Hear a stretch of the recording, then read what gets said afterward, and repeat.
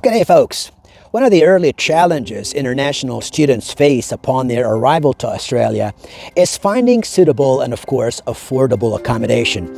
And while it is fairly easy to find affordable accommodation by sharing a room with one or more people, finding suitable accommodation can be a bit more complicated.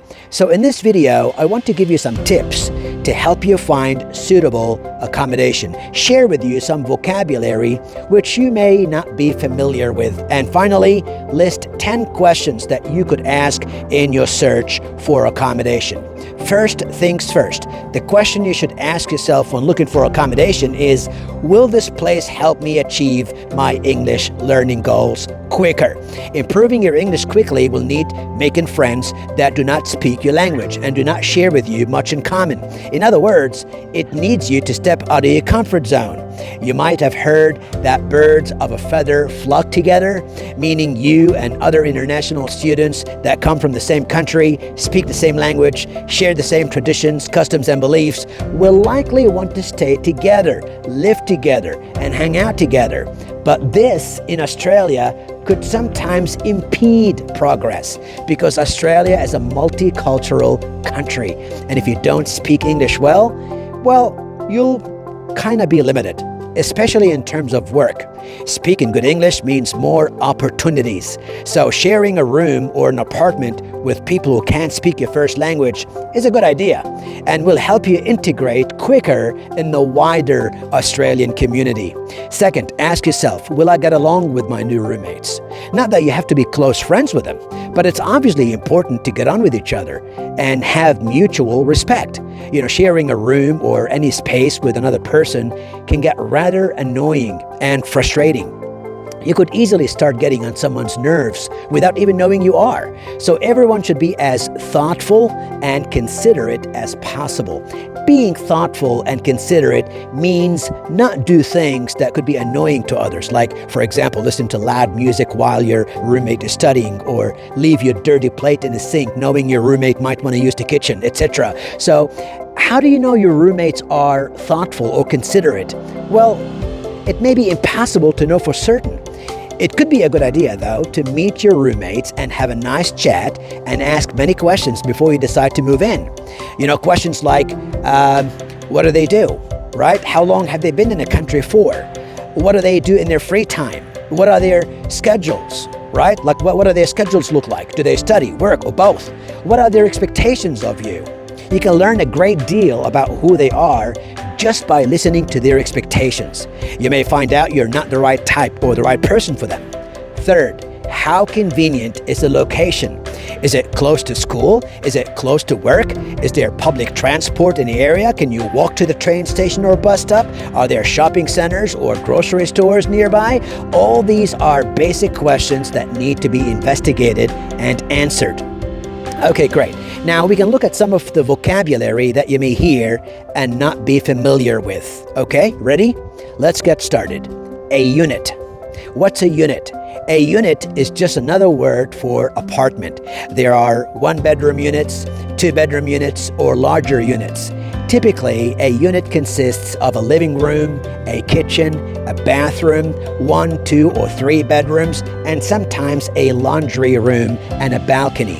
You might also hear the word flat, but unit is more common. A bond.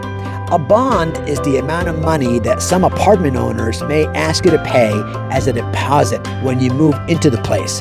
The owners should and will pay you back your bond if you don't cause damage to the apartment. If you're asked to pay a bond, make sure you get a receipt and a clear written statement that you will be getting your bond back if you leave the place in a good shape. That's fair for all parties. Now, 2 weeks in advance. Some owners may ask you to pay rent for 2 weeks in advance. That's in addition to the normal weekly rent. So once again, make sure you record those payments and the dates you make them to avoid misunderstandings and conflicts. You don't need those as an international student. Bills included. Bills included is a term that means that you don't have to pay for electricity and gas bills or internet bills on top of your rent. Your rent covers bills too. It may be a good idea to bring that up with the owner before moving in. Furnished or unfurnished. If the room or apartment is furnished, it already has some furniture, which is useful to know. If it's unfurnished, it's empty. It has no furniture, which means you'll need to buy your own bed, mattress, closet, etc. Ensuite. Ensuite is a room that has its own bathroom, which makes it more expensive to rent than other rooms in the apartment, for obvious reasons.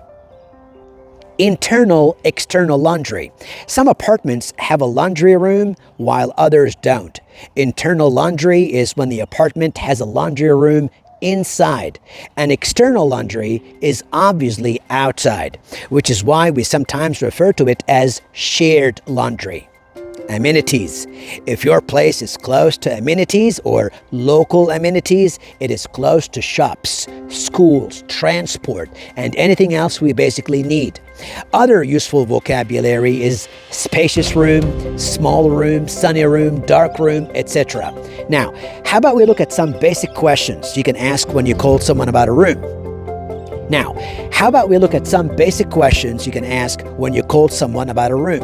Question 1, is the room still available or has it been taken? Question 2, how much is the rent per week? Question 3, are bills included? Question 4, do I have to pay it 2 weeks in advance? Question 5, do I need to pay a bond? Question 6, could you please tell me when the unit's available for inspection? Question 7, is the unit close to shops and transport?